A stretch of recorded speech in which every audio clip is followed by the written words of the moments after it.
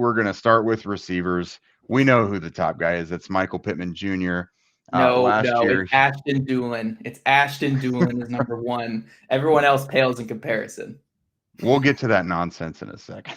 Yeah. No, it's last year it was far and away Michael Pittman Jr. Carson Wentz had kind of one, maybe two guys he was clearly comfortable with.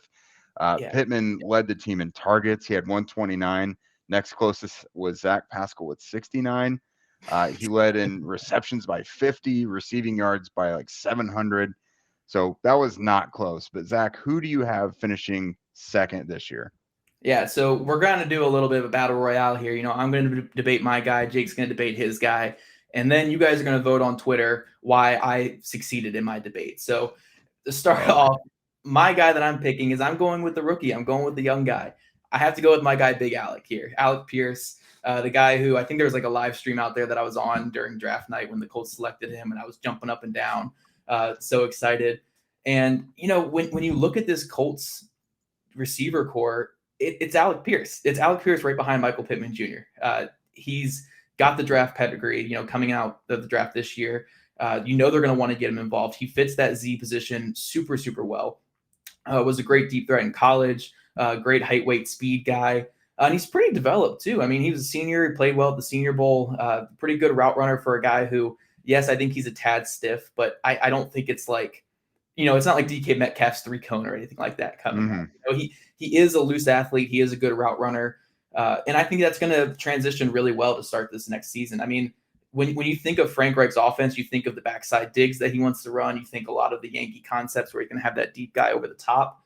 You're going to want your 6'3" receiver who runs, low 4.4 threes running those kind of concepts there. I mean, he's just going to be a killer on the backside where defenses are going to be so worried about Michael Pittman Jr. over the middle and underneath and those run after catch stuff. Alec Pierce is going to be able to catch those balls down the field. He's going to be able to catch those balls on the sideline. And I think he's going to emerge as the number 2 guy in this receiver group. We're going to talk about it more with the running backs. I don't think Alec Pierce is going to be the second leading pass catcher on this team, but I do think he's going to be a guy who could fight for, third on the team in targets, fourth on the team in targets overall or something like that in year one, which it's crazy to think with the Colts. These guys typically don't come in year one and do that outside of, Michael Pittman Jr. a little bit in his rookie season. But the stars are kind of aligning for Alec Pierce to be the guy this year. So I'm all in. Alec Pierce Truther. You can see it right there in my name if you're on YouTube watching us. I'm all in on Alec Pierce this year, and I think he's going to be the second leading receiver in this group. Yeah, I mean that's not a bad pick. I'm not mad about it. And I had the first in here, I think. Yeah, I mean he was their first pick in the draft. It certainly would not be a bummer for that to happen.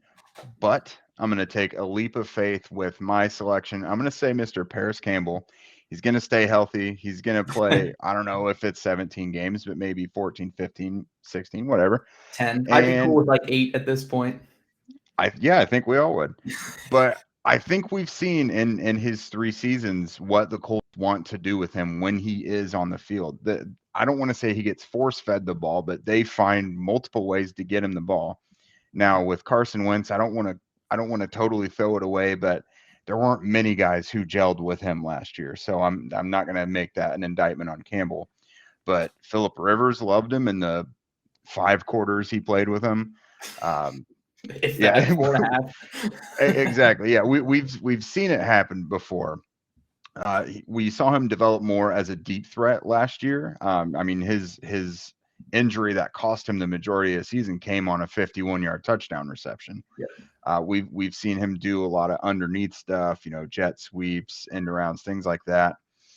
If he is the primary slot guy this year, which it looks like he might be, I think that'll gel pretty well with Matt Ryan. We saw Parris Campbell very involved this spring with Matt Ryan under center. I think he's going to really dig that speed. And to me, the only thing keeping Campbell from being that second guy are the injuries. Yeah. So, the best ability is availability. And I think Alec Pierce is definitely ahead already. Already on his first day in camp, he's already ahead in that regard. Alec Pierce, I think, is definitely my guy. But, Parris Campbell, man, if he could just stay healthy, like that Jaguars game in 2020 was great. There were some good moments last year too. And then obviously something that you have going for you in this argument is the scheme touches, the touch passes and all that. Alec Pierce is not really a yards after catch guy. In this offense, it's a big yards after catch offense. So Parris Campbell, if he plays, but at the end of the day, the guy who's going to be out there is Alec Pierce. And I do think, there might be a bit of a learning curve. The first couple of weeks, it might be all Parris Campbell and Ashton Dulin out there. But once Alec Pierce steps on the field as that starting Z or maybe starting slot, who knows? We'll see a lot in camp with where he is. Because, the Colts the last couple of years have gone with a bigger player in the slot. It's been Zach Pascal in the slot over the last 3 years. And Alec Pierce kind of size and speed threshold a little bit better. But, at the end of the day, I think once Pierce settles into that number 2 role, I think he's going to just fit like a glove in this offense on those backside digs and those deep routes. And they have a quarterback who can consistently hit those down the field. I mean, Matt Ryan, I think according to Next Gen Stats was top 3 in the NFL in deep passing, I believe is what they had. Even if it's not as many shots as it was last year, Alec Pierce, I honestly think Alec Pierce is more suited for deep shots in that deep role than Michael Pittman Jr. is. I agree with that. I think, and I'm not trying to defeat my own argument here, but yes, that's what my plan was here. That's my plan, right? Yeah, you're trying to attack me from the inside. Yes. No, so Alec Pierce, watching him play at Cincinnati, does that not look so much like what Matt Ryan was comfortable with in 2021 with the Falcons? Yep. A lot of those deep outside shots. I'm thinking Kyle Pitts, guys like that.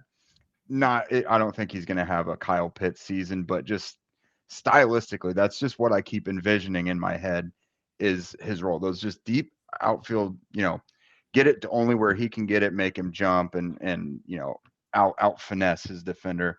That's kind of how I see it. And I'm just going to make a quick counterpoint because we know we will have those Ashton Dulin people out there, right? Yes. No, I personally, I do think Dulin will have a nice role in this offense. It could be very Zach Pascal-like.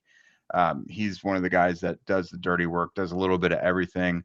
I do think they like him as a receiver. I just think the other guys are probably going to get more opportunity to get more significant target shares and things like that. Yep. The second one person goes down, though, it's Ashton Dulin time. It is officially Ashton Dulin time. Season, as they say. Season. Ashton Dulin season. If he gets like 2 touchdown catches, it's Ashton Dulin. Actually, I think he had that last year. 3 touchdown catches. It's Ashton Dulin season. So a clear victory for me on that one. No,